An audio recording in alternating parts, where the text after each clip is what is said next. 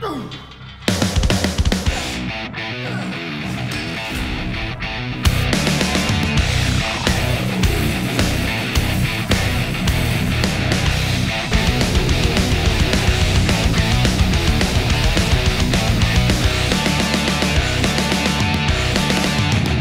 11 of the video series. So the first set, well, I did some warm-up sets first here, just to warm the brain up as well, because feeling a little bit tired from last night's lack of sleep. But can't think like that when we're in the gym and when we're starting to work out. We can only start when we're 110%. So made sure the pre-workout kind of kicked in and just started when I felt I was ready. Now I'm starting with an isolation exercise. Last week we did leg extensions to prioritize the quads.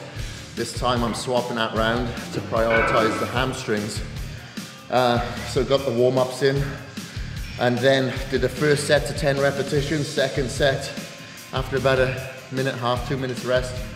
And now I just did a 10, rested for 10 seconds and stripped down to 20. And the next set that we've got will replicate that, plus I'll rest for another 10 seconds after we've done the 20 seconds once we've done the 20 reps, and push out another 10 reps with that same weight. Oh. Holy shit, there's our 4 sets done. All right, so you'll notice on the heavier reps, I was going very slow, controlled, contracting at the top, particularly taking my time on a negative to really make sure that we isolate the hamstring. As we start to lose fat, we're more susceptible to injury.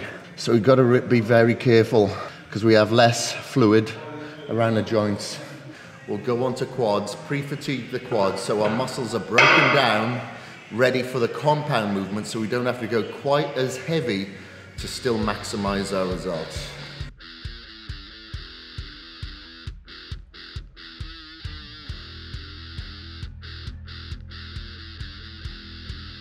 So did the 10 repetitions, rested for 10 seconds, punched out 20.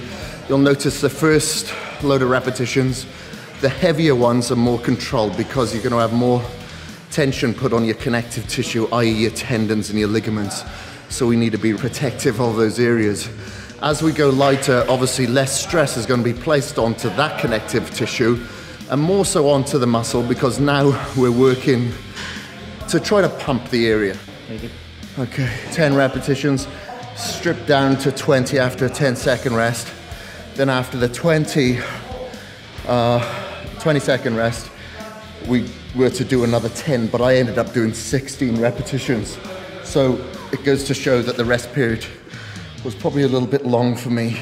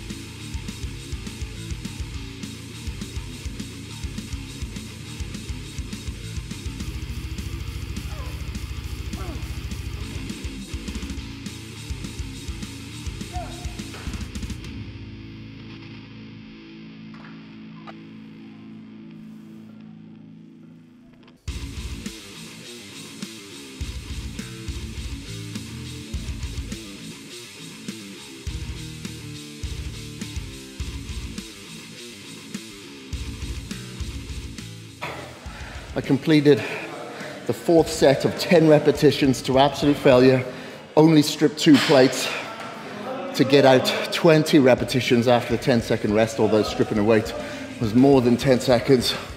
But I think I reached failure at like 11 reps. And then I had no choice but to bring out the rest pause principle then to get out to 20. And believe me, when I got to 20 and we had the 20-second rest, I really wanted to strip off one weight, but that is not part of the DTPXtreme protocol. We have to replicate the rest period with the reps, and on the very last set, we have to do 10 repetitions with the weight that we previously did 20, so we had no choice. We had to keep it on.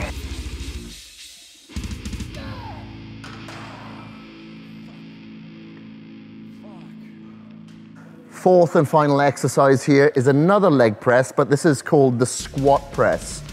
My feet are placed higher on this machine. You know, it's automatically, the plate is higher. It stays flat towards you as you come back and forward. If anything, the bottom plate comes a little bit towards you, so you're able to put a lot more pressure through your heels. So I find this one targets my glutes and my hamstrings that much easier. So it is quite different to the conventional leg press. If you don't have one of these machines available to you in your gym, I recommend that you use the Smith machine squat with your feet placed out a couple of feet in front of you. So as you come down, your back's flat, but your legs are out in front of you. So it's a cross between a squat and a lunge with both of your legs out in front to target a little bit more your glutes, your hamstrings. Now, because it's targeted a little bit more towards the rear of the leg, I find that I have less pressure on my knees, so I don't bother strapping up on this one. And now I went with a narrow stance on the leg press, so I'm gonna go slightly wider on this one now to hit a little bit more of the hamstrings and the adductors.